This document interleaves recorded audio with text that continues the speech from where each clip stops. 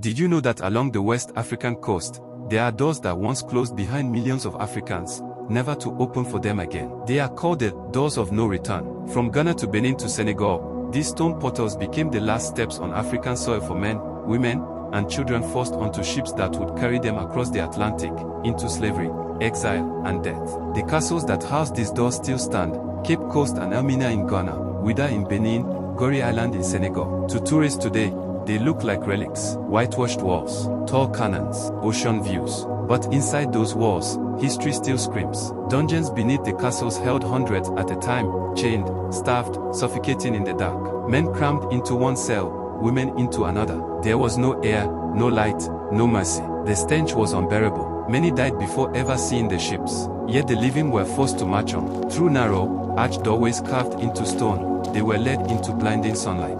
That was the door of no return. Once you passed it, you would never see home again. On the other side, European slave ships waited like vultures, packed with shackles, iron chains, and whips. Africans were branded, counted, and loaded like cargo. Below deck, they lay chained, head to toe, shoulder to shoulder, barely able to breathe. Disease spread fast. Some prayed, some cried. The captors, it was business. For the captives, it was the breaking of worlds. Families torn apart forever. Children ripped from their mothers. Husbands separated from wives. Ancestral lines scattered across oceans. The castles stood as factories of human suffering. Every wave that crashed against their walls carried away voices. Names never recorded, lives never remembered. The ocean became a graveyard. Thousands thrown overboard when sick, or when food ran low, their bodies swallowed by the sea. And yet, even in despair, there was resistance.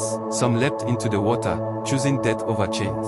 Their courage lives on in silence, in the walls of the dungeons that still echo with their cries. Today, visitors walk through those doors. Some cry, some pray, some cannot bear to enter. The walls seem to breathe with ghosts. The air is heavy, as if time itself refuses to move on. Locals tell you, if you listen closely, you can still hear the chains. But beyond the grief, the door of no return is also a mirror. It forces us to ask, what happens when greed outweighs humanity? When people are reduced to profit? When nations build wealth on the broken backs of others? For Africans in the diaspora, across the Americas, the Caribbean, and beyond, the door of no return is not just history. It is the beginning of their story. A story written in blood, sweat, survival, and strength. And while they called it the door of no return, the descendants did return. Follow and repost this video for more African and Black stories.